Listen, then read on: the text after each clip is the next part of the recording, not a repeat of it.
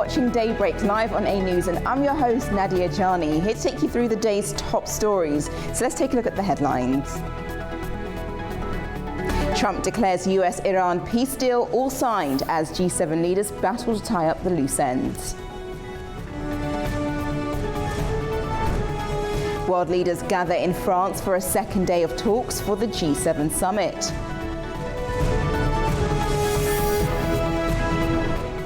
And 8 people die after a US Air Force B-52 bomber crashes in California.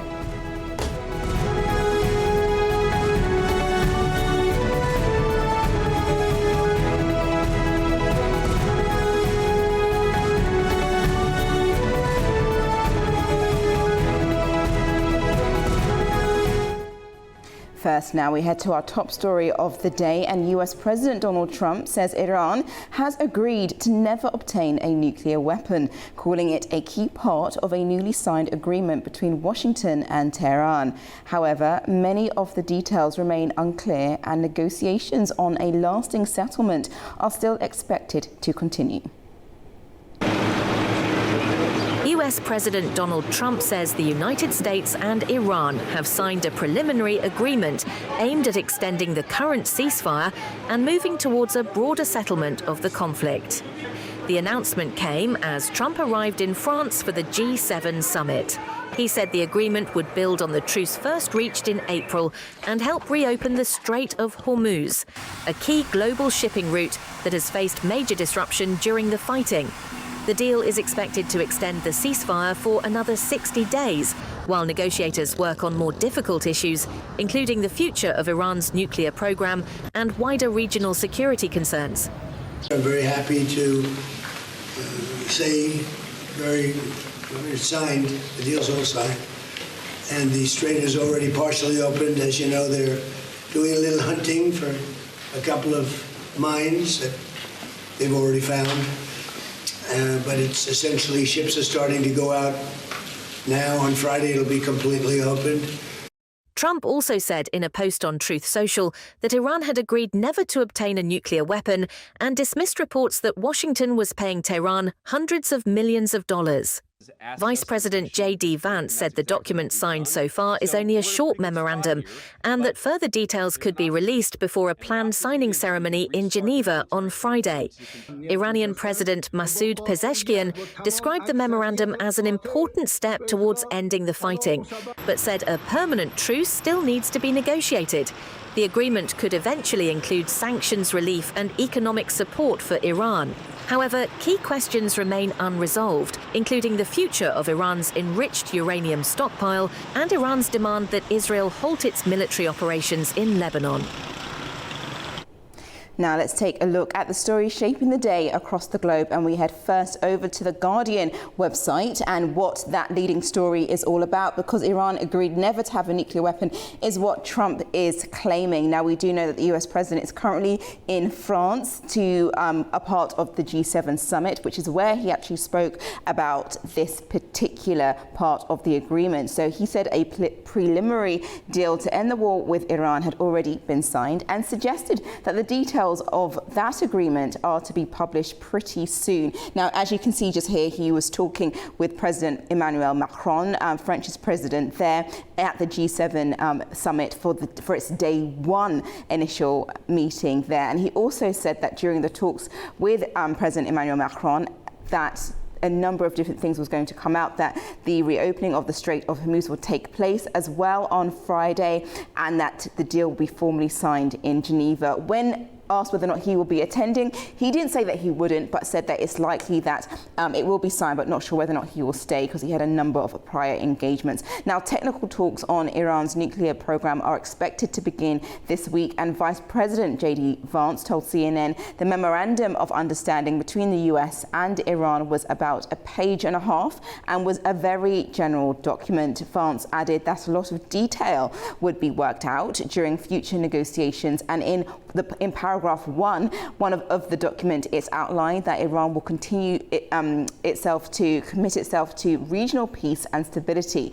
And he added that it included stopping the funding of terrorist organizations. And that's very much highlighting Hezbollah, who is based in Lebanon and has been fighting Israeli troops there, as the fighting is currently on an ongoing ceasefire. Now, the US officials say that the agreement has been signed electronically by Trump, Vance, and Iranian Parliament Speaker Mohammad Bagher Ghalibaf, and the deal will extend a ceasefire for another 60 days, during which the sides will negotiate deals of a final agreement. Now, we know that all this took place over the course of Sunday to Monday night, and Pakistan's Prime Minister Shehbaz Sharif, who was been mediating between the two countries, said that the immediate and permanent termination of military operations on all fronts also is included in Lebanon as well. So just to add into that, so we're still getting information which is being fed through, but once we get the actual document, we'll be able to go in a bit more deeper as to what this all entails. And I will be speaking to a political analyst about this, just because of also Israel's position. Now let's go to the next story this morning, and that's on Al Jazeera. If we can bring that up. And that headline reads, Netanyahu says Israel won't leave occupied land in Lebanon. So this follows on from the announcement that an agreement with the US and Iran had come to a full conclusion, and the US ceasefire agreement with Iran has presented now Israel's Prime Minister with a political nightmare, some are saying. In his address to Israelis on Monday, Netanyahu said that he did not feel bound by the newly reached ceasefire agreement between the US and Iran, and actually quoted, "The struggle has not ended," is what President Netanyahu said, and said that he had no intention of withdrawing forces from neighboring Lebanon, a key demand of the Iranians during negotiations with the US. So Israeli soldiers are still there fighting Hezbollah, a militant allied group with Iran. Now, the options facing Netanyahu don't seem to be very good, because he's saying that Trump's agreement does not bind Israel, and Israel's far-right National Security Minister Itamar Ben-Gvir has written on social media on Monday that we are not partners to this agreement, and that does not ensure our security, is what he wrote. And then Benjamin Netanyahu added that it's his decision, meaning that it's Trump's decision on this agreement with Iran, and it doesn't actually involve them. But we will provide you with more information as we get it, and whether or not Israel will be forced or very much encouraged to abandon their strategic military goals and leave and make sure their military troops leave Lebanon. But we will definitely wait to see how that all transpires. Now let's go to our next story this morning, which has been making headlines across the later part of yesterday and today. It's on the New York Times, and it says, what to know about planned social media bans around the world. Well, we know that the UK government announced a social media ban for under 16s, which says it's expected to come into force next year spring. And that ban includes social networks. That includes Snapchat, TikTok, YouTube, Instagram, X, and Facebook will all be blocked, and will also ban it for under 16 access for user-to-user platforms that enable social interaction between users. Now, the UK Prime Minister Keir Starmer said that the changes were actually a line in the sand for tech companies that had failed to keep children safe. But they're not the only ones. So if we keep scrolling down, there's a list of countries that are also jumping on the bandwagon. We know that last year, Australia was the first country to bring in this social media ban for under 16s, to make sure they did not have access to Snapchat, TikTok, and many other platforms and services. Now, later this month, here's the list there that you can see. You've got Britain, Australia, Malaysia, the EU, Indonesia, and I'm just going to quickly run through what some of these mean. So this month, Malaysia began enforcing rules banning children younger than 16 from having social media accounts. Then we go to Spain, and Prime Minister Pedro Sanchez announced plans in February for a similar ban that would require platforms to institute effective age verification systems as well. We then head to France, and a ban on social media for children under 15 could be in place for the start of the school year in September. Austria is also doing something similar. In March, the country announced plans to ban social media for children under 14. As you can tell, it's getting lower and lower just by a year with the age groups. Greece, Prime Minister said in April that legislation to ban social media for children under 15 would come into effect next year, January, and the legislation is expected to pass this summer. Then we head over to Denmark, and that country announced a plan in November to ban anyone under 15 from using certain social media platforms, and parents would be allowed to give children age 13 and older permission to use social media. We then go to Indonesia, and in March they began imposing new regulation barring children younger than 16 from using what it calls high-risk platforms, which also include TikTok, YouTube, Facebook, Instagram and Roblox. And then we head over to Brazil, and a law seeking to protect children from addictive, violent and pornographic online content took effect in March, and that measure was seen not as a ban but instead as to help those children under 16 to have a link to their accounts to their legal guardian so that they could supervise the social media usage that they had. And the US put something in place around the Children's Online Privacy Protection Act, preventing companies from collecting personal data. So it wasn't a complete ban in the US because it's hard to implement there, is what some experts say. And also, just to add here, Azerbaijan is also looking into this implementation as well. So we've got a number of countries that are really actively trying to make sure that children under a certain age, especially it looks like under 16 and below, are off social media accounts just because of the detrimental effect that it brings in relation to that, whether or not it's isolation, bullying, or a number of sexual exploitation, money, all that kind of stuff that different governments across the world are really trying to grapple with. And as I mentioned, Australia was the first to put this in place, and a number of countries are definitely putting themselves together and positioning themselves in that same light as well. Okay, now let's go to our next headline this morning, and that is the World Cup, because as we wake up, so many things has happened because of the time period that we're in. But I just wanted to focus on a couple of things that's taken place. So Belgium versus Egypt, and they drew 1-1. Then we had Saudi Arabia versus Uruguay, also 1-1. Iran currently playing New Zealand. I think the score when I last checked, it was 2-1 to New Zealand, but I'll definitely update you later on in the program. Then you had Spain versus Cape Verde. And that's what we're seeing here, because on the BBC Sports website, you have the 40-year-old keeper who inspired Cape Verde's, if we just go back to, so that I can just explain this, that Cape Verde's keeper who inspired a historic debut. Now, just to kind of put this into context, as the final whistle rang around the stadium, cameras cut to this man that you're now seeing on my screen, which is the goalkeeper Vozina, who was able to make sure that Spain did not score a goal. Now, this is a small country, and Spain, we very much know, are a high-profile team, expected to make it to the finals and even win. And the fact that they were able to draw 0-0, neither team scored, was a massive feat for this small country. So it's a magnitude of emotion that a lot of the fans from Cape Verde are experiencing, as well as this favourite, this goalkeeper here, who was able to keep all of the attempts Spain tried to knock at him with different things to make sure to try to get a goal in, but he was able to keep it up. So he's definitely been the star of the show. But we'll provide you with more information later on in the programme when I get more updates as to how different countries have been able to perform at the World Cup. Well, that's your morning press roundup for now. Now I'm going to take a short break, but when I return, I'll discuss the rest of the global stories. Don't go anywhere.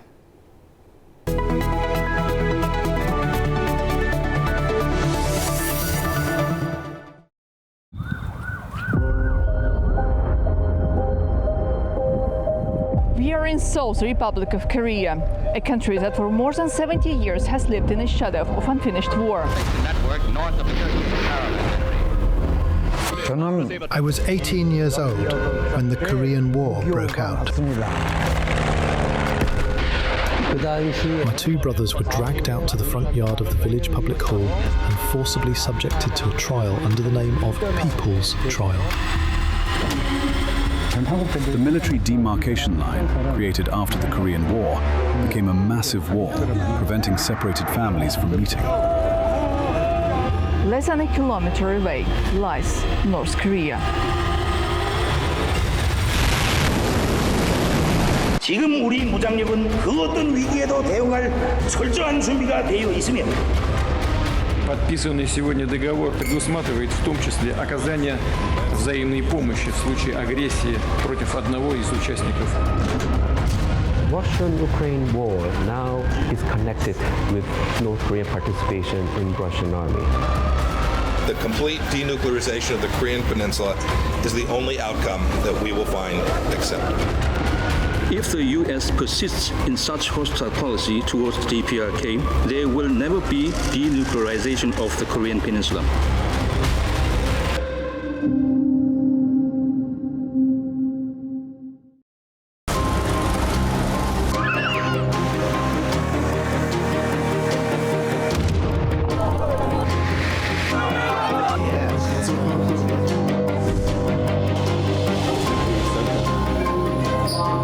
Hello and welcome to Prime Time. What a show we've got lined up for you today.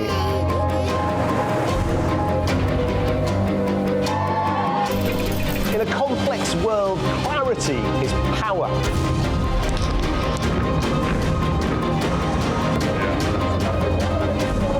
Two hours live, diplomacy dissected in a spin-free environment.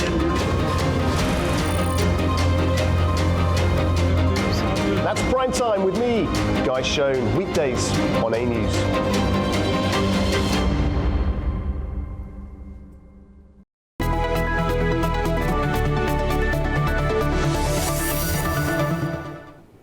Welcome back. You're watching Daybreak. Now let's have a look at the global stories for the morning.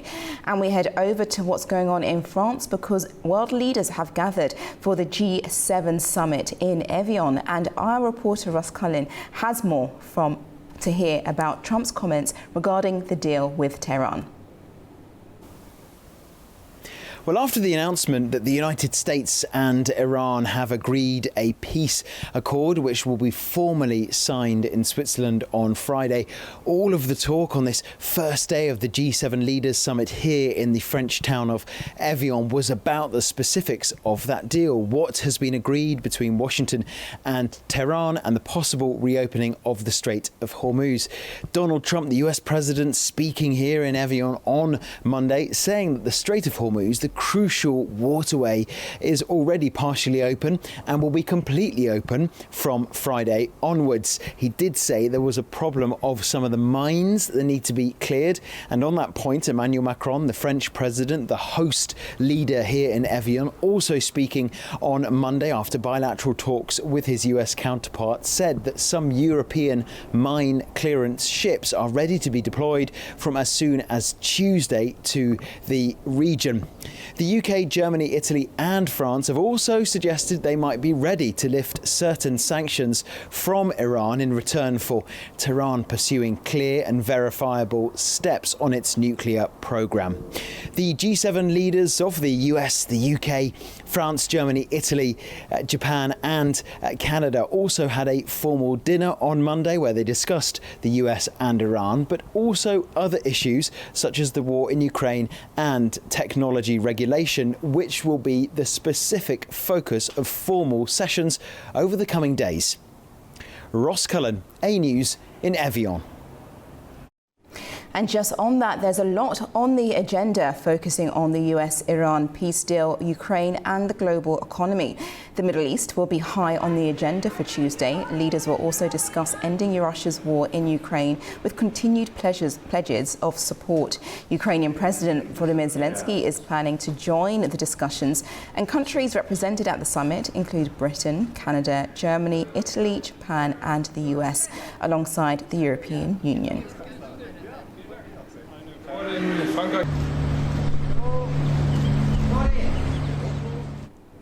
Now, Moldova and Ukraine have officially begun accession negotiations with the European Union on Monday, marking a major milestone in their bid to join the bloc. Meeting in Luxembourg, EU member states opened the first chapter of talks focused on democratic reforms, the rule of law and fundamental rights. European leaders hailed the move as a strategic step for peace and stability, while the two countries described it as a powerful endorsement of their European aspirations, despite ongoing regional challenges.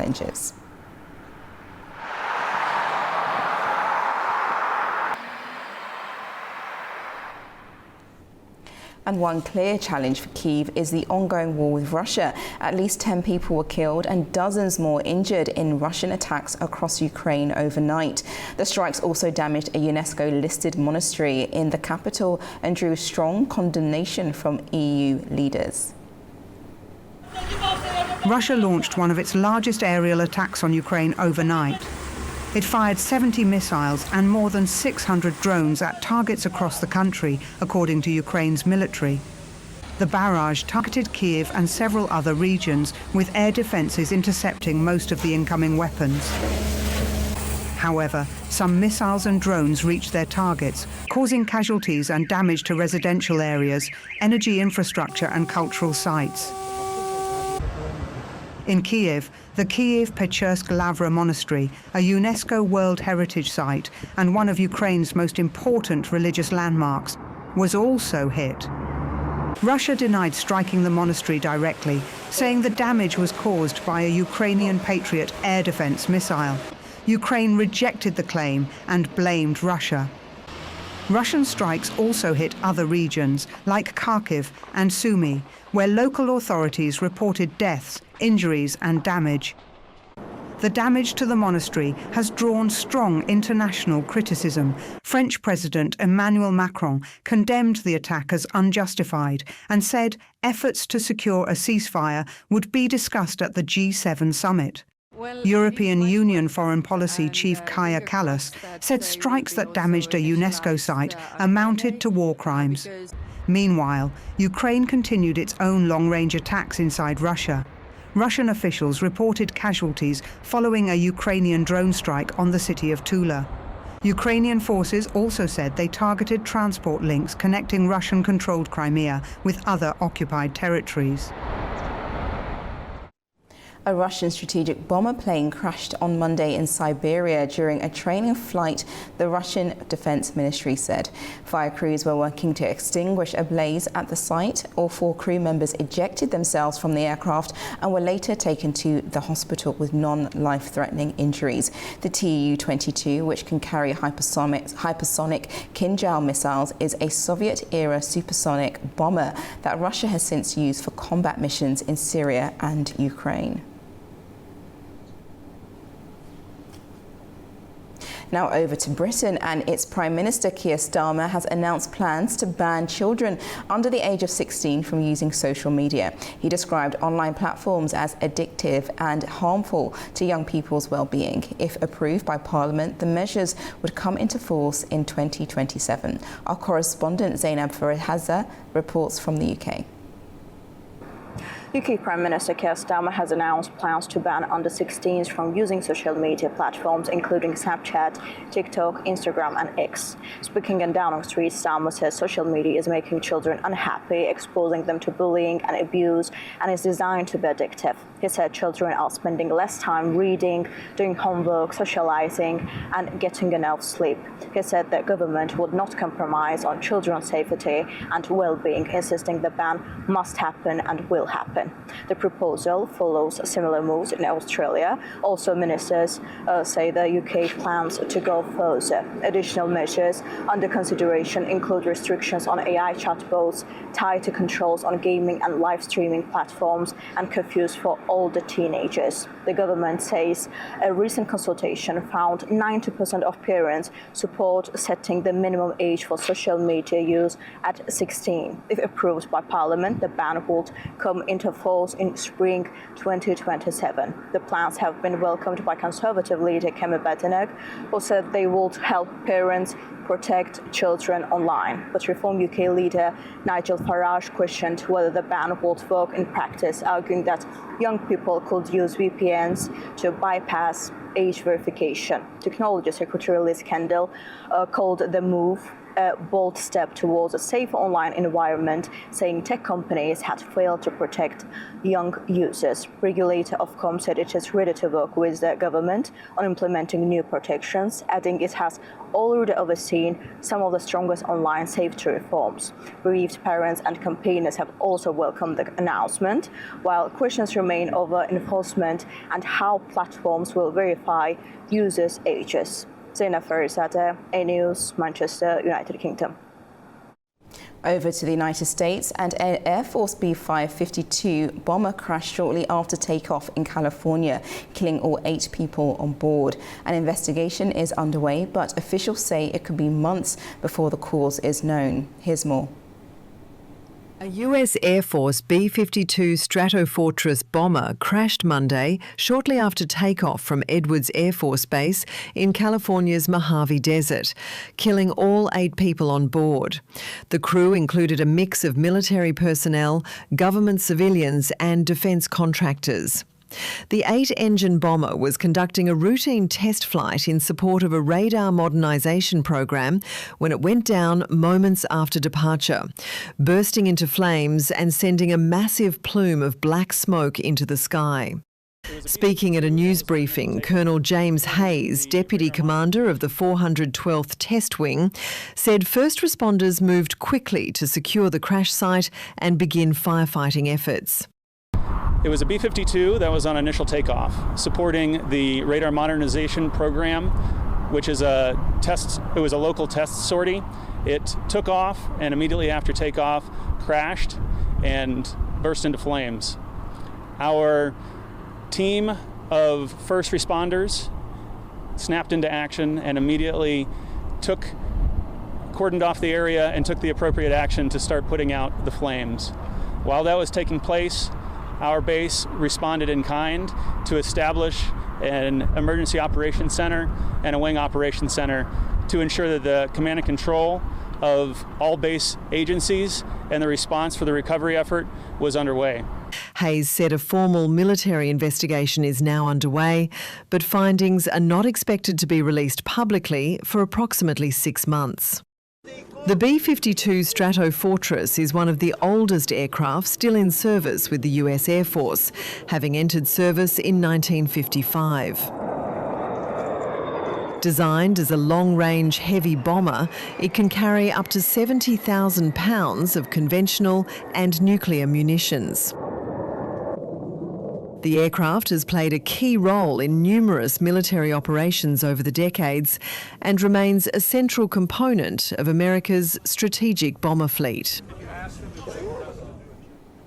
Now to the Middle East, and Israeli Prime Minister Benjamin Netanyahu says his country will not allow Iran to obtain a nuclear weapon. His comments come after the deal was signed between the US and Iran on Monday. Here's more.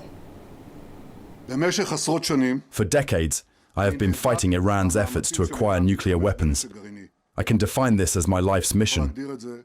I have upheld it until now, and I will uphold it in the future as well. With or without a deal, Iran will not have nuclear weapons, not today and not tomorrow. As long as I am Prime Minister of Israel, this will not happen. Reports of that peace deal have drawn criticism from some Israelis who claim that while the deal benefits America, it might not bring lasting security and stability to the region. Let's hear what they had to say. A very bad agreement, as I hear in the media and as I hear from the Iranians and some Americans. I really don't understand Trump. I don't understand him. On the other hand, we went to war with them, and I see that they're essentially moving forward, and in my opinion, they have won. It's all about the mood there. It can't be like this. They will receive funds. The regime will not fall. And in my opinion, it's a catastrophe. Well, I'm a Northerner and I'm not very happy about it. I think it will last maybe 2 years until Trump is ending his term, and then we'll go back to the same thing. It's a bad agreement. Iran will not keep the agreement. As a matter of fact, I think that the whole thing was a betrayal with the Iranian people and Israeli people, because it's only American interest here, and it's for the matter of national security of Israel. This is the worst agreement that could ever be done. I don't think it's going to last because the Iranians vowed to annihilate Israel. So when you sign an agreement with them, it just delay of their goals to destroy Israel and America. And I wish there were peace between Israel, Iran, but it's not gonna last, sorry. Turning to Gaza, where at least 4 Palestinians were killed in Israeli strikes on Monday. One woman was killed in the town of Zawada, another person in a refugee camp, and 2 people, a medic and son, died in a strike on a Gaza City rooftop. The Israeli military reported it killed 2 Hamas militants in separate attacks, citing planned operations against Israeli troops. Meanwhile, mediators have prepared for further ceasefire talks in Cairo to advance a US-brokered peace plan.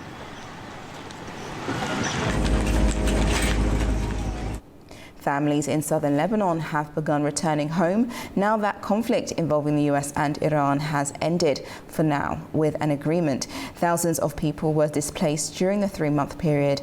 Let's see this report. Displaced residents in southern Lebanon have begun returning to their towns, carrying belongings and cautiously resuming daily life. For many returning families, the ceasefire brings relief and cautious optimism after months of displacement and uncertainty. We are packing up things and we're going to our town. Thank God the ceasefire happened.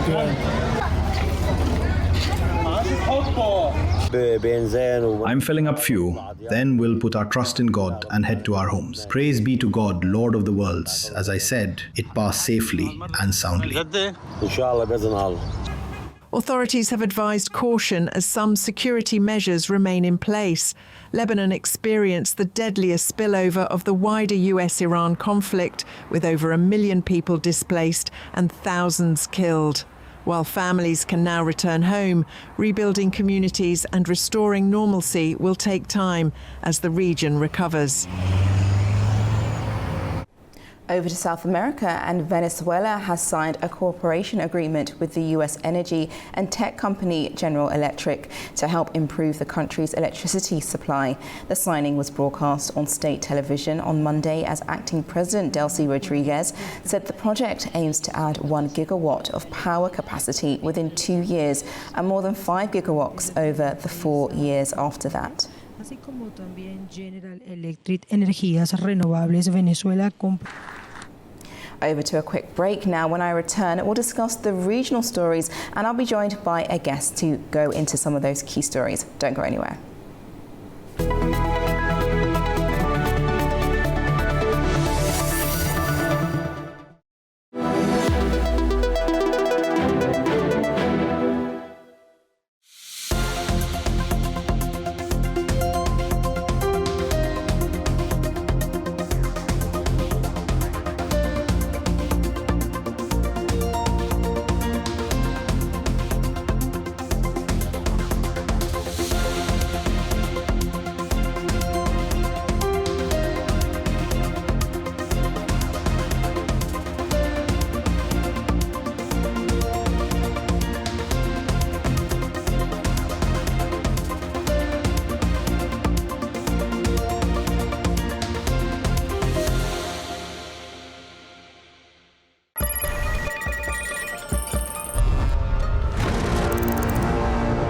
On World Business, we meet the boardroom leaders making market-moving decisions.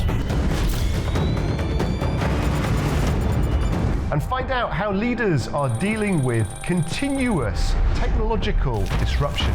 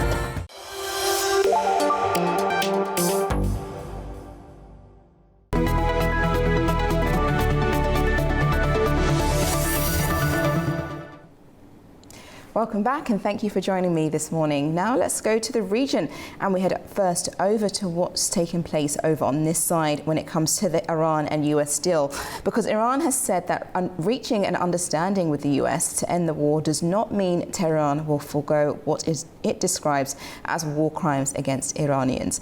Our correspondent Tarash Ralilu reports from Tehran. Iran's foreign ministry stressed on Monday that Tehran will neither forget nor forgive the US and Israel for committing war crimes against Iran. Spokesman Ismail Baghai made this statement at the press briefing following the agreement of a ceasefire between Tehran and Washington. He reiterated that demanding war damages is an item in the memorandum of understanding agreed by both sides. Baghai also said the U.S. has undertaken the rollback of sanctions on Iran's oil and gas exports, as well as on Tehran's civilian nuclear program. With regard to Lebanon, he said respect for the country's sovereignty and territorial integrity is mentioned 3 times in the agreement. The end of the war covers all fronts, including Lebanon. It respects the sovereignty and territorial integrity of Lebanon. I believe this phrase makes it completely clear what any agreement in this regard must include. Answering a question from a reporter, the spokesman added that Iran does not trust Israel or the U.S. to carry out their obligations. Therefore, he said, Iran demands the adoption of a UN Security Council resolution as a guarantee for the memorandum's implementation. He confirmed that both Iran and the U.S. agreed to meet in Switzerland in the coming days to sign the MOU. Prior to that, a number of regional visits are scheduled. As an aside, Baghai also answered the question about Iran's team at the World Cup, thanking Mexican authorities for the hospitality extended to Iran's national football squad to set up their training camp for the tournament. The team arrived in Los Angeles on Monday to play against New Zealand under the agreement that they would have to leave the U.S. immediately after the match. Turash Ralilu from Iranian Foreign Ministry for A News. Pakistan is claiming a significant diplomatic role in all of this, especially when the breakthrough agreement between the US and Iran played out and aimed at ending more than 3 months of a conflict. Pakistan's Prime Minister Shehbaz Sharif announced the deal on the 15th of June ahead of confirmation from the US President Donald Trump. Our correspondent Mariam Zia reports from Pakistan. As details emerge about the diplomacy behind the US-Iran peace framework, attention is also turning to the role played by regional powers, including Pakistan. Pakistani Prime Minister Shehbaz Sharif announced on June 15 that Washington and Tehran had reached a framework aimed at ending more than 3 months of conflict. The agreement is due to formally signed in Geneva on June 19. It includes an end to military operations, the reopening of the Strait of Hormuz, and further negotiations on unresolved issues. Pakistani officials say Islamabad worked alongside Doha, Saudi Arabia, Turkey, and Egypt to maintain diplomatic channels throughout the crisis. The effort received international recognition when UN Secretary General Antonio Guterres thanked Pakistan and other regional countries for supporting negotiations that led to the agreement. In Pakistan, leaders across the political spectrum welcomed the development. President Asif Ali Zardari described it as a step towards lasting peace, while Pakistani Deputy Prime Minister Ishaq Dar also said that it demonstrated the value of sustained diplomacy over confrontation. As negotiations move into a new phase, the agreement is also highlighting the increasingly important role regional actors are playing in efforts to resolve the international conflicts. Mariam Zia, A News, Islamabad. Now, the South Caucasus may be entering a new chapter following the signing of a joint declaration between Azerbaijan and Armenia and the initiating of a peace agreement. Attention is now turning to what comes next.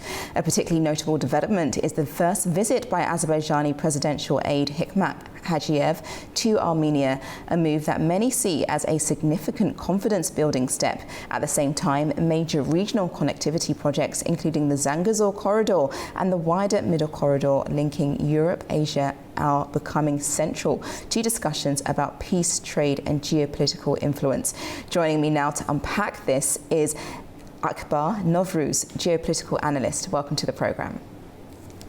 Good morning, pleasure to join. My first question in this is, how significant is Hikmat Hajiev's visit to Armenia as a political signal, especially after the official results of the Armenian elections were announced? And what does it tell us about the current stage of Azerbaijan-Armenia normalization? Well, perhaps this is the highest level of bilateral visits since the August 2025 when the initial peace deal was signed in Washington. Perhaps given the consideration that Hikmat Hajiev is a high-level diplomat and perhaps the president's closest foreign policy advisors and a principal decision maker on the peace file, this adds a great significance. But perhaps in the grand scheme of things, at the bigger picture, it actually carries a bigger message. It actually gives us a point that after the parliamentary elections, both sides, both parties are committed into taking action towards the normalization process and, of course, signing the peace deal as a whole. The meeting produced a joint statement. Both sides have given statements that the meeting was actually planned for sustaining the bilateral dialogue and the confidence measures, and as well as the upcoming meetings between the civil societies as well, keeping the process, the formal process into some sort of moving, let's say. And this adds a great message, and the sides are not dependent on the countries such as the Washington, the Moscow and the Brussels. They don't need any sort of mediation. This is the message, the heaviest part in my idea, that they are implementing this idea further to show that the sides are committed into signing the peace deal, in my opinion. And do you think this meeting, what will follow on next? Will there be more like this? Maybe, Armenia coming over to Azerbaijan. What will this also bring forward? Well, perhaps the idea of signing the peace deal is that the sides should be clear about what to do in terms of the signing the peace deal, because in terms of the action-oriented scheme of things, that the sides should be talking about the implementation and the integration of the societies with one another, because having this kind of history with the long history of having the conflicts and etc. gives us a big amount of reason for the sides to have this kind of responsibility in order to make the societies to integrate within another. But one of the huge problems in terms of signing the peace deal is indeed more of the domestic political situation in Armenia and the possible outcomes from the foreign politics as well. That means the obstacles that could actually come up from the sides that are not satisfied with the current situation in the region, which means, and of course, the main problem could be Russia in the regard. One of the problems that could actually be faced from Armenia is the domestic problem. Perhaps Armenian parliamentary election made a decisive victory, and perhaps that was probably one of the main things that Azerbaijani side actually expected from, and more satisfied from, because that is the ruling party, the government that the sides are currently talking with. In terms of initially the peace deal, Azerbaijan was more on the side, sided with the victory of civil contract party. As per the latest results, the final results of the elections, out of the 105-seat parliament, 64 seats belongs to Armenian ruling party civil contract, 29 seats belong to the Strong Armenian Alliance, which is ruled by the Salva Karapetyan. 29 seats belongs to them, and the former President Robert Kacharian's party owns around 9 seats in the parliament. So what that means in the bigger picture is that Armenians in the civil contract, unfortunately, have failed to gain the constitutional majority that needs to implement a referendum, which actually resolves all the problems that Azerbaijan was actually demanding from Armenia. And Mr. Novruz, just on that, sorry to cut you off. That's really, really key, and I just want to just hone in on that. On that, how robust then is Armenia's institutional architecture of the peace agreement against domestic political reversals in Yerevan, and what binding mechanisms exist beyond the political goodwill of current leadership? Because of what you said about the constitution and how the numbers have now, been divided amongst the inner workings of the Armenian government. How will that have an impact on forward peace negotiations and the building of the Zangezur corridor? Well, perhaps it's robust. The government, the current ruling party, would of course be trying to implement this idea that to sign the peace deal as soon as possible.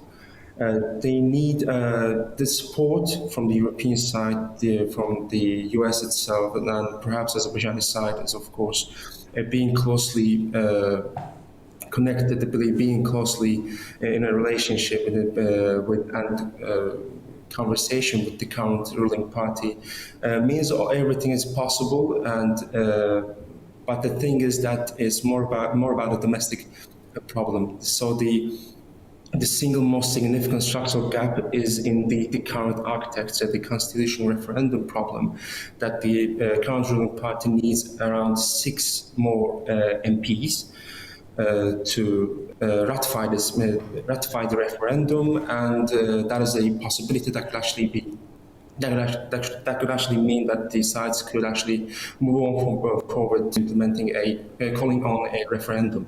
And the second part that could actually be another possibility is that I think around 200,000 citizens could actually come up with a petition that we send to the parliament that we are looking forward to having a referendum, and that could actually be another possibility. But at the end of the day, it is more a parliament and sort of problems regarding the relationship between the parties in Armenia, and the Civil Contract Party is looking for a wiggle room in terms of increasing the number of seats.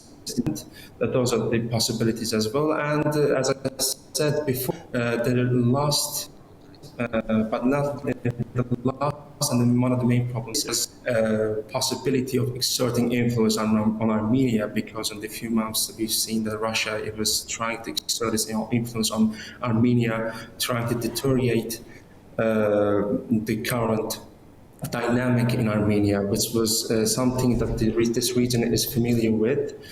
We've seen this kind of playbook happening in Georgia as well. So this is one of the main problems in terms of implementing. And Russia has this kind of leverage in terms of, they have lots of diversity in terms of Mr. Novruz, I do apologize. I think your connection keeps coming in and out, so we're not hearing you very clearly. But from what we last just heard on that point, it's very interesting and something that we will be definitely paying more closer attention. So thank you so much for coming onto the program this morning. That was Mr. Novruz there. Thank you as well for the invitation.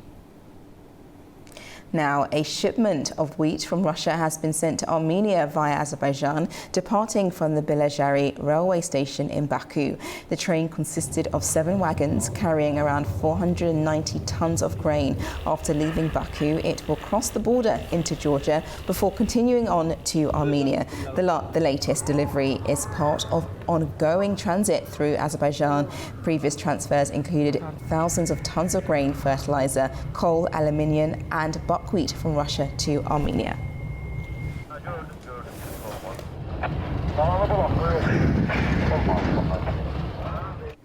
The United Nations Security Council has extended the UN assistance mission in Afghanistan for 1 year. The Council voted unanimously on Monday to approve the extension, which includes a strategic view of the mission with a report due by March next year. The decision comes in the middle of an ongoing humanitarian crisis in Afghanistan and international concern over the Taliban's restrictions on women, girls, including limits on education, work and sports. China, which drafted the resolution, urged Afghan authorities to uphold human rights and provide female staff full access to UN workspaces.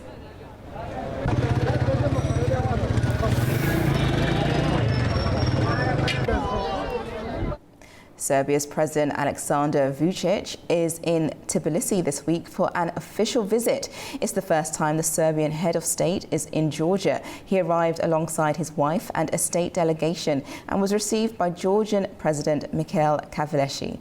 The two leaders are expected to hold a one-on-one meeting later on in the day. Our correspondent Nini Nikolashvili has more in Tbilisi. For the first time, a Serbian president has visited Georgia. Aleksandar Vučić touched down at Tbilisi International Airport in the morning, where he was met by Georgia's Minister of Economy, Mariam Kriushvili. She described the visit as significant for trade and economic relations between the two countries. Georgia and Serbia are currently in negotiations over a free trade agreement. The potential benefits include increased trade turnover and higher Georgian exports. Kriushvili indicated that progress has been considerable. She suggested that if finalized, it could set an example for how quickly two countries can move toward this kind of agreement. From the airport, Vučić proceeded to the presidential palace for an official welcoming ceremony with President Mikhail Kavleshi. Their one-on-one meeting, scheduled for later on Monday, is expected to cover broader questions of bilateral cooperation and partnership. The visit comes at a complex moment for Georgia, whose relations with Western institutions remain strained following domestic political tensions over the past year. Serbia itself, meanwhile, has its own complicated balancing act between EU membership aspirations and closer ties with Russia. Nini Nikolashvili, Tbilisi, A News. Well, we're heading to a quick break. When I return, we'll have a full update of the current news making the headlines this morning, plus a look at the press release of key stories making its way around the globe. Don't go anywhere.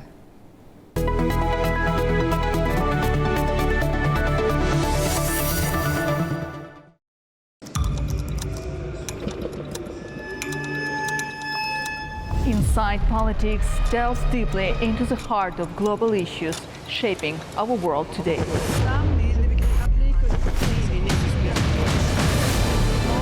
Join me for your go-to source of political analysis from across the region and beyond.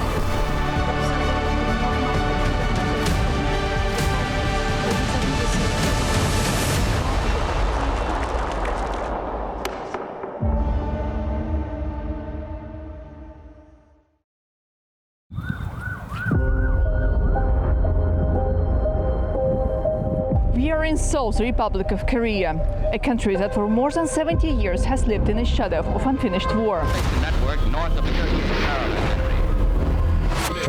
I was 18 years old when the Korean War broke out.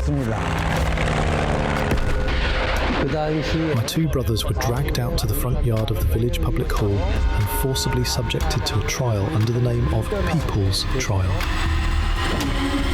The military demarcation line, created after the Korean War, became a massive wall, preventing separated families from meeting. Less than a kilometer away lies North Korea. 지금 우리 무장력은 그 어떤 위기에도 대응할 철저한 준비가 되어 있으며 Подписанный сегодня договор предусматривает в том числе оказание взаимной помощи в случае агрессии против одного из участников. Russian-Ukraine war now is connected with North Korean participation in Russian army. The complete denuclearization of the Korean Peninsula is the only outcome that we will find acceptable. If the U.S. persists in such hostile policy towards the DPRK, there will never be denuclearization of the Korean Peninsula.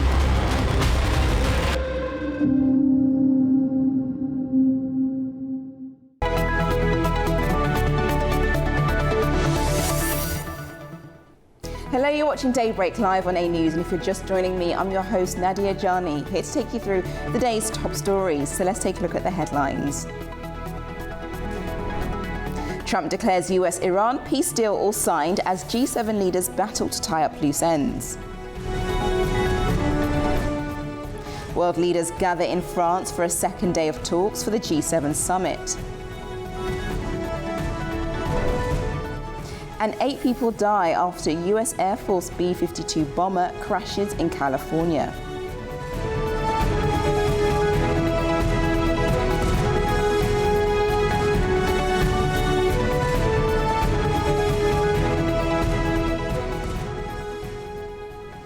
Now let's take a look at the story shaping the day across the globe, and we stick with one of our key headlines today, and that's also found on Deutsche Welle's website, where it says 8 people dead after B-52 bomber crashes at US military base. So just so that you know, we have some video footage of what that scene actually looked like, but 8 people were killed following this crash at the Edwards Air Force Base in California, and you've got some footage there on your screen just of the aftermath really, and also what was virtually nothing left of the aircraft once it went down around 11:20, that was local time, which is 21:20, around about 9:20 p.m. Baku time. That's what the base said. Now, the military base has launched an interim safety board to gather initial facts that led to a safety investigation, and the entire process could actually take up to 6 months, which is what officials have said. Now, what you're seeing on your screen is exactly where it took place and the aftermath. So a lot of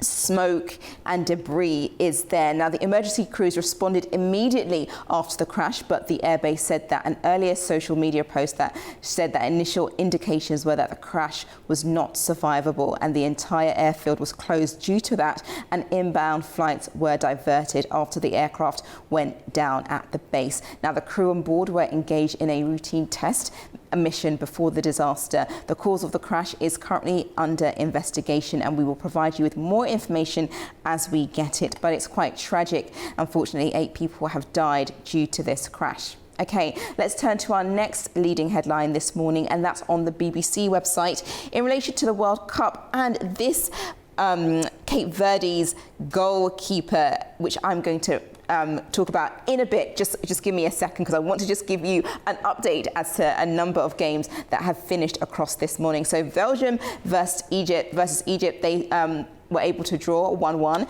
Saudi Arabia versus Uruguay 1-1 as well. Iran versus New Zealand. I did say we'll have an update. I don't have a number for you, but the last time I checked, it was 2-1 to New Zealand. And Spain versus Cape Verde was also 0-0. So let's just come back to the website right now as the final whistle rang for Cape Verde against Spain. Now, we do know that Spain is very prolific. We know that it's a favourite to take it all the way to the finals, but this 40-year-old Vazina was able to block a number of goals that the Spanish team tried to play, and has been able to come out drawing both sides 0-0. If we go to his video was very emphatic, and he was so happy that he was able to do his country proud. Now, the stands erupted, and thousands of Cape Verde supporters against the European champion Spain were so happy that they were able to draw 0-0 against the Spanish team, saying that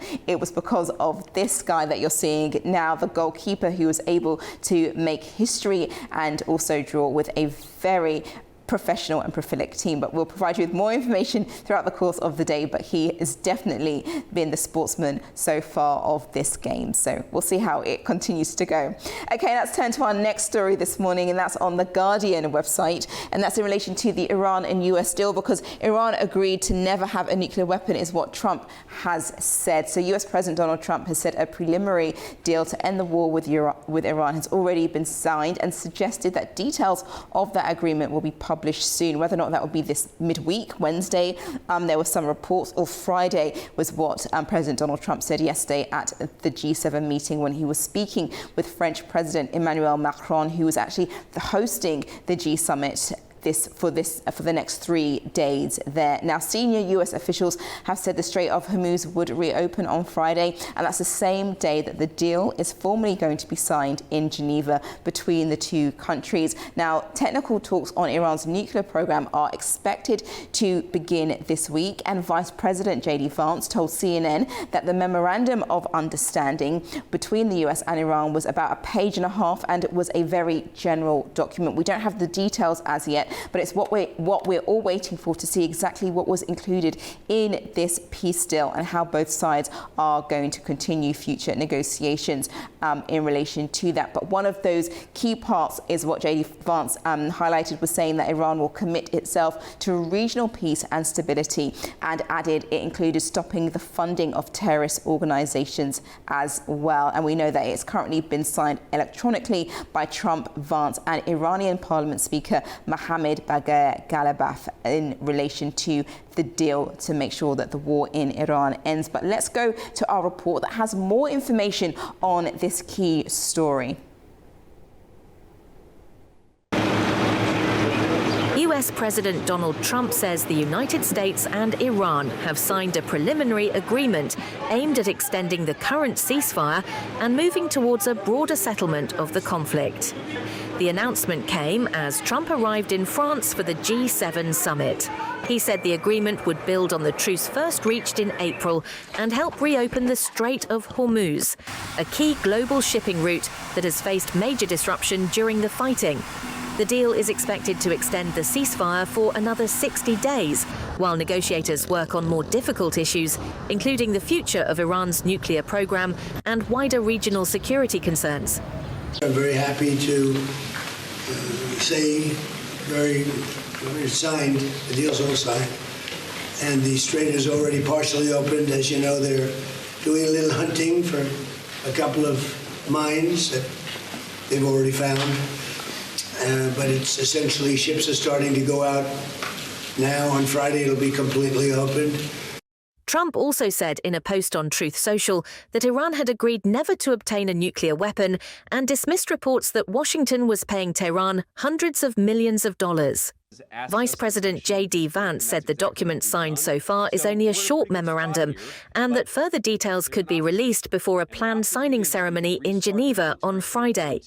Iranian President Masoud Pezeshkian described the memorandum as an important step towards ending the fighting, but said a permanent truce still needs to be negotiated.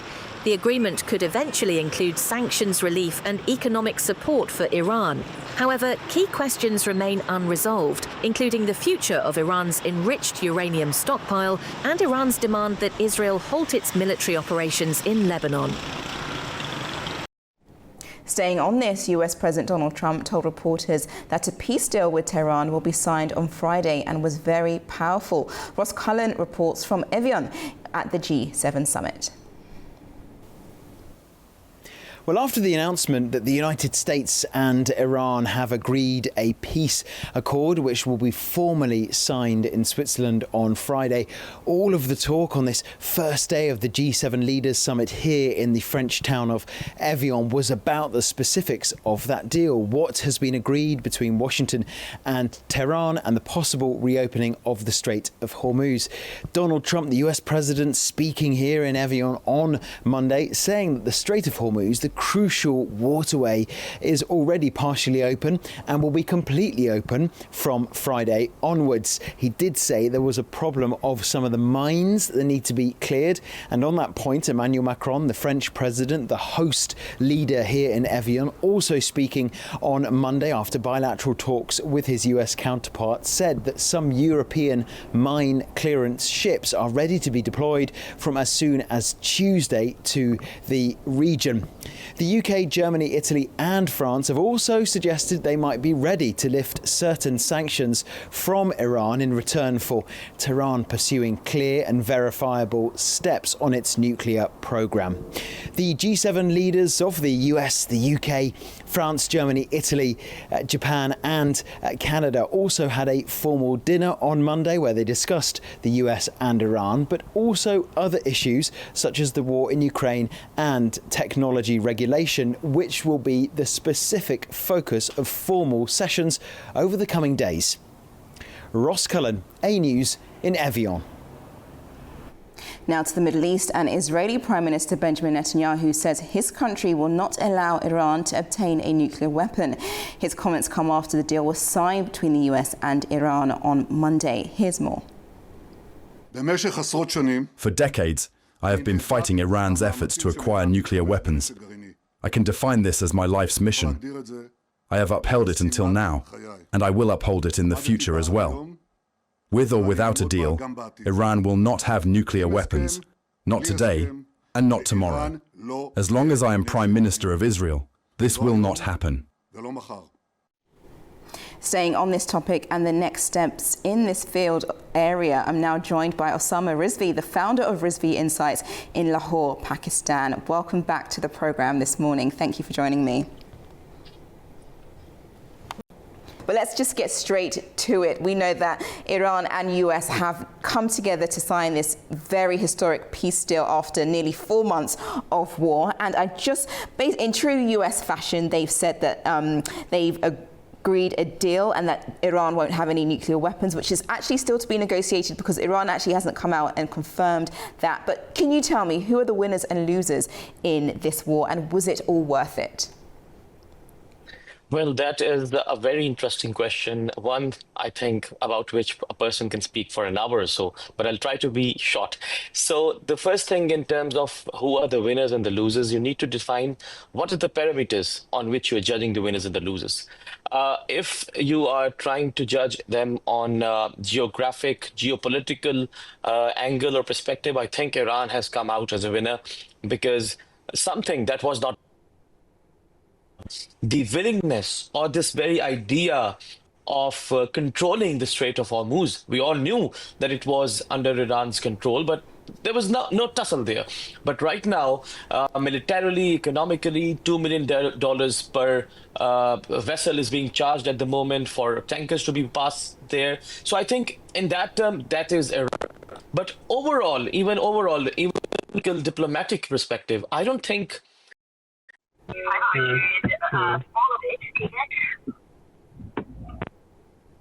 because frankly the aims and ambitions of the whole campaign, they were not achieved. Of course they would say it were achieved, but I don't think they were achieved. Yes, but if Iran agrees not to build nuclear weapon, that will go on that score will be on the US and the Israel side. So it's sort of a balancing act at the moment, when in the longer run, I personally believe that Iran has come out as a stronger player after the war.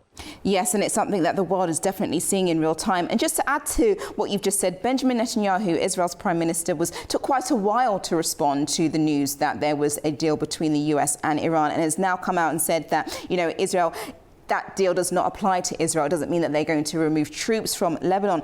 Isn't that going to be quite tricky issue with Iran, because and Pakistan as the mediator, which have said that this deal also includes the stop of a ceasefire and removal of Israeli troops from Lebanon? Will Israel be pushed to concede with that, or would something else need to be agreed later on?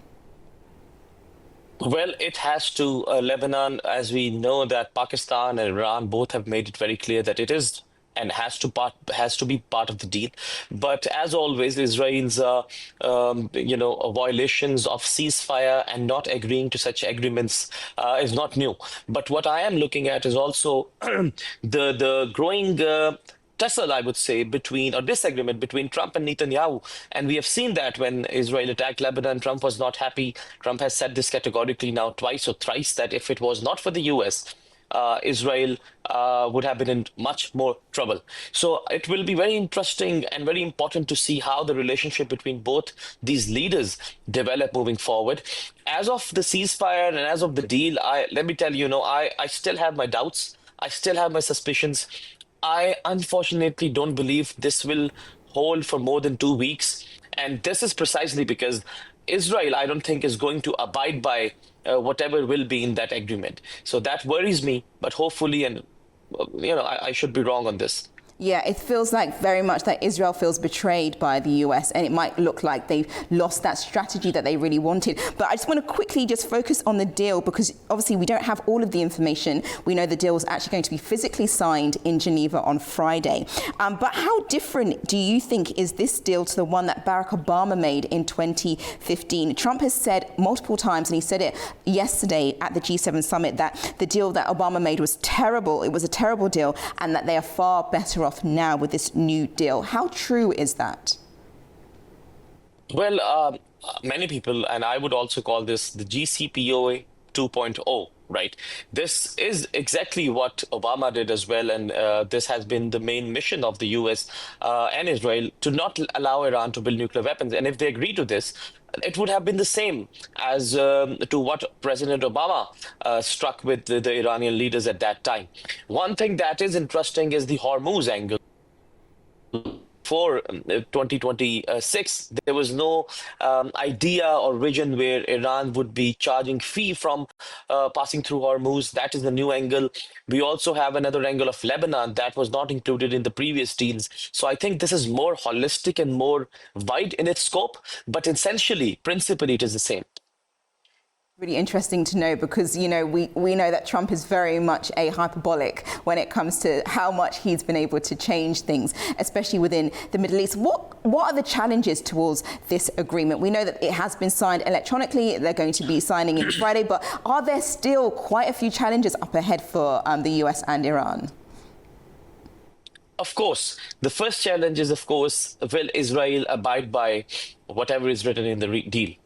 The second challenge is, will there be such elements on all sides, on both the sides, that would want to derail the deal? Hardliners in Iran, hardliners in Israel, some warmongers in the US administration. Will any rogue missile be fired on any vessel, sort of, that will pierce through this, the integrity of the deal? So these things are still there. And above all, the issue of Lebanon.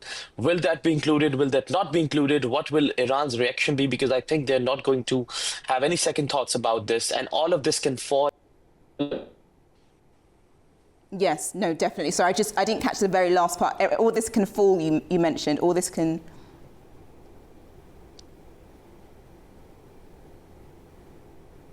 Sorry, Osama, did you hear my question? Or I just wanted to catch the very last thing that you said. You said all this... Yes, sorry. Yes. The last thing was the issue of whether Lebanon will be included or not. Because if it is not, I have no doubts that Iran has been so clear about this that they're not going to go for the deal. And what I'm saying is that everything is so precarious that it can fall really quickly. That is why I'm being very calculated in my optimism for the cessation of hostilities in this war. Unfortunately, the chances of it going forward or continuing are more than it being halted. So that's what my standpoint is right now. Yeah, so it's very much being very cautious until more things are put in place. And just very quickly on how this looks for in the US bracket, we know that President Donald Trump has very much had a lot of criticism back home because of the continued war. Nearly 4 months, they thought it was going to be a lot quicker to kind of like break down a regime that's been there longer than the US has been, as well as, grapple with everything in relation to that. Do you think that this will score points with US citizens now that there is a deal in place, and especially with the November midterms, will this go in favor for the Republican Party and Trump? Well, very good question. I think there are three things I am looking at, or we should look at, when considering the US and its economy and the impact of the war. The first thing was the oil inventories. In this week, if the deal was not signed, oil inventories would have gone down to a point where I think they have not been in the history, right? Second, is the consumer, what is the consumer feeling there? So if you look at the consumer sentiment indexes, it has touched really lows and have maintained that point in the previous few weeks. and most importantly is the overall sense of security in the US's future. You know, the debt issue in the country, the labor market in the country, both have been reeling from the impact of this market. So I think these impacts are long term, so they're not going to reverse very quickly if there is a deal. Politically, diplomatically, yes, there may be some face saving, but the damage has been done, I would say, politically and economically both. Yes, no, a lot of damage has been done. It's that cleanup effort and how things move across from now, and especially geopolitical relations, how each country will respond to the aftermath of this war, whether or not they felt that it was necessary or unnecessary. But thank you so much, Osama Rizvi, for joining me this morning and explaining that. That's been great. Thank you, and sorry for the internet issues. No problem at all. Thank you. Right now, we head over to what's taking place over in France and the G7 summit, because on the agenda will also be the US-Iran peace plan, as well as Ukraine and the global economy. Now, the Middle East will be high on the agenda for Tuesday. Leaders will also discuss ending Russia's war in Ukraine with continued pledges of support. Ukrainian President Volodymyr Zelensky is planning to join the discussions, and countries represented at the summit include Britain, Canada, Germany, Italy, Japan and the US, alongside the European Union.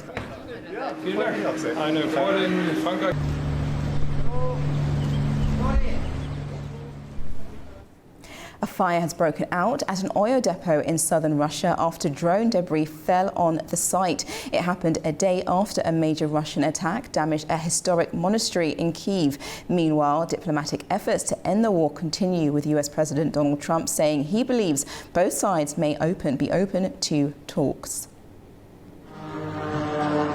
Ukraine and Russia have exchanged fresh long-range attacks as fighting continues despite renewed diplomatic efforts to end the war. Russia's defense ministry said it destroyed 172 Ukrainian drones overnight into Tuesday across multiple regions, including around Moscow, the Black Sea, the Sea of Azov, and Russian-annexed Crimea. In southern Russia's Krasnodar region, authorities said drone debris caused a fire at an oil depot near Crimea. No casualties were reported. Meanwhile, on Monday, Russia launched a major overnight missile and drone attack on Ukraine. In Kyiv, at least 5 people were killed and dozens injured. The strikes also damaged the Kyiv-Pechersk Lavra Monastery, a UNESCO World Heritage Site founded nearly 1,000 years ago. It is seen as one of Ukraine's most important religious landmarks. Ukrainian President Volodymyr Zelensky visited the monastery and described the attack as a blow to Ukraine's history and culture. Russia denied targeting the site and said it had been damaged by a Ukrainian air defense missile.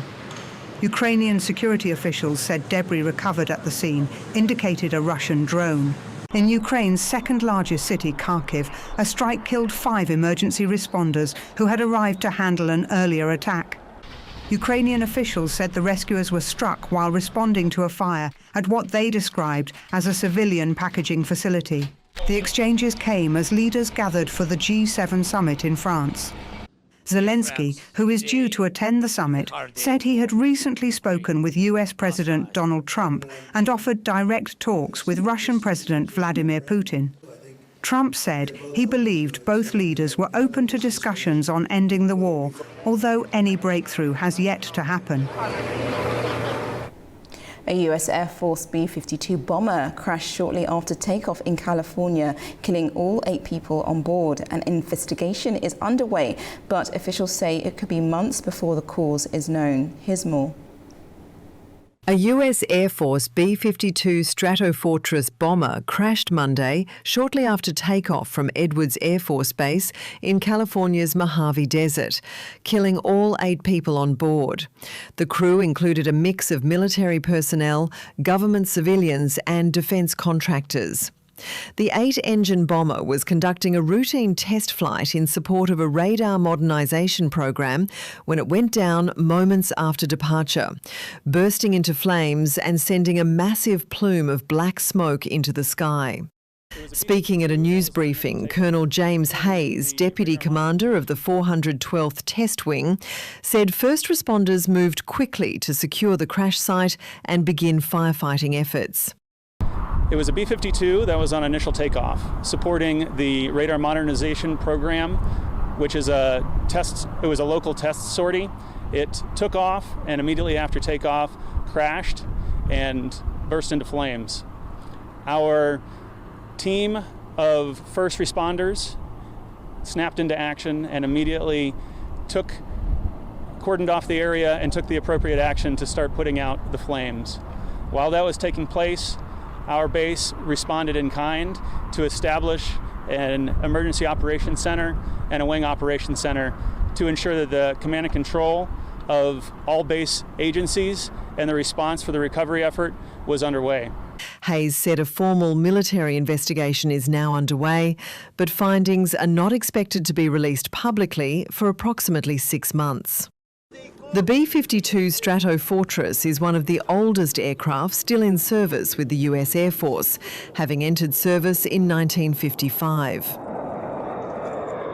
Designed as a long-range heavy bomber, it can carry up to 70,000 pounds of conventional and nuclear munitions. The aircraft has played a key role in numerous military operations over the decades and remains a central component of America's strategic bomber fleet.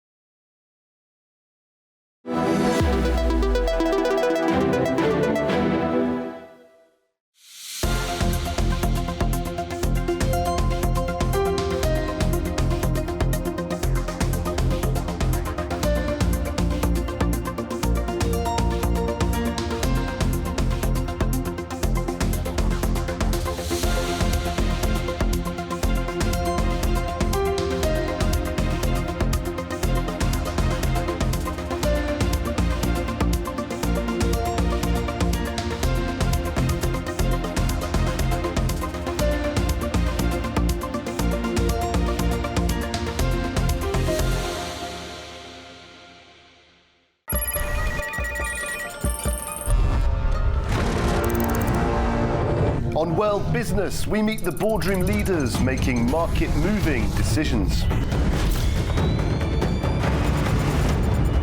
And find out how leaders are dealing with continuous technological disruption.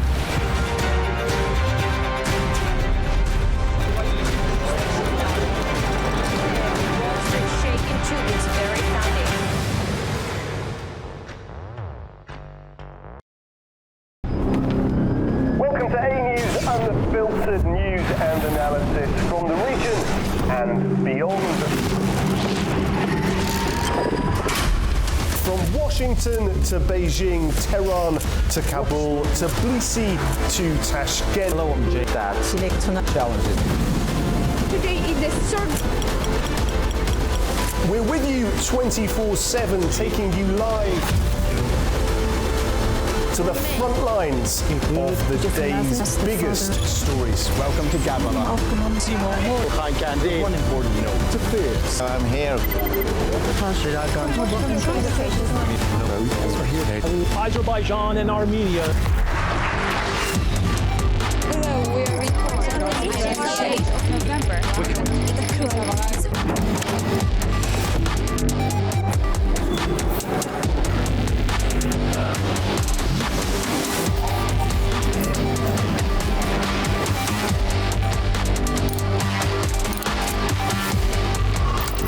Reporting from Paris, Dar es Salaam, Tel Aviv, Washington, London, Moscow, Kyiv, Berlin, Rio de Janeiro, Beijing, Bangkok, Tbilisi, Tashkent, Almaty, Kazakhstan, Port Sudan, Tehran, Islamabad, Istanbul, Kabul, Port Ainu.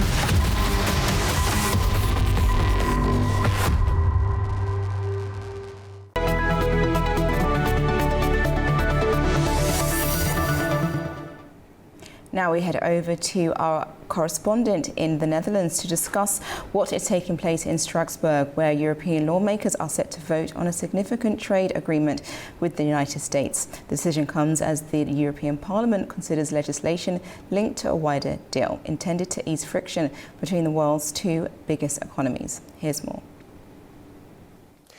Welcome to This Day in Europe, where lawmakers in Strasbourg will vote on a trade deal with the U.S. aimed at easing tariff tensions between the world's two largest economies. The European Parliament is expected to approve legislation implementing the EU side of the so-called Turnberry Agreement, reached with U.S. President Donald Trump last year at his golf resort in Scotland.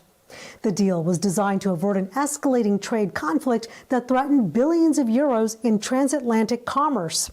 Now, under the agreement, the EU would remove tariffs on a range of American imports, including U.S.-made vehicles and industrial goods.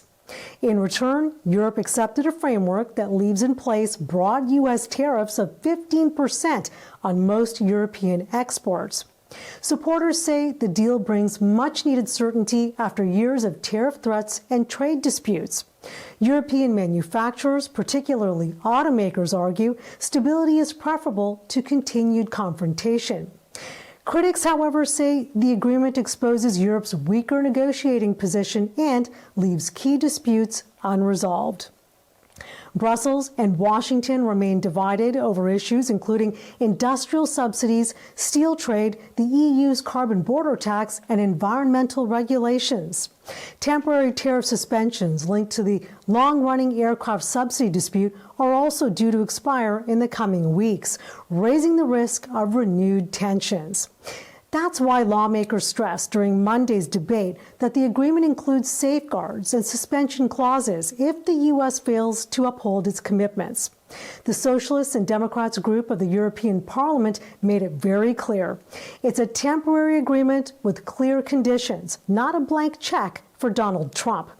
Today's vote is expected to pass comfortably, but whether the agreement marks a lasting reset in transatlantic trade ties or merely a temporary truce remains to be seen. For A News, I'm Anita Sharma in Arnhem, Netherlands. Now, Muslims in Saudi Arabia mark the Islamic New Year on Monday as a new kiswa. The black cloth covered the Kaaba was placed over Islam's holiest site in Mecca.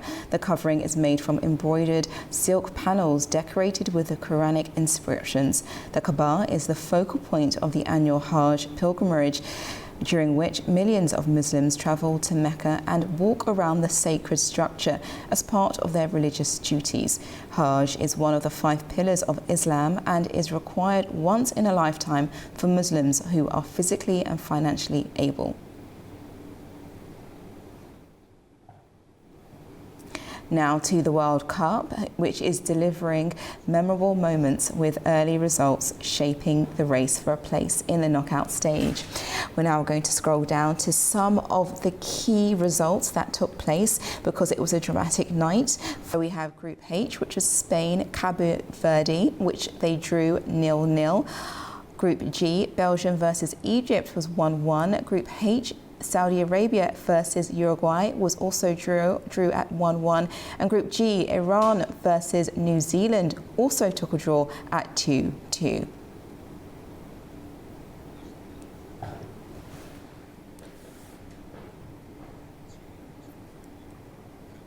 Each day we're going to bring you the results of the World Cup as it falls into our time, so please make sure you tune in for that. Well, that's been all of the stories this morning. Thank you so much for watching Daybreak with me. I'll be back on your screens tomorrow morning, but make sure you stay tuned to A News with further updates throughout the course of the day. Take care.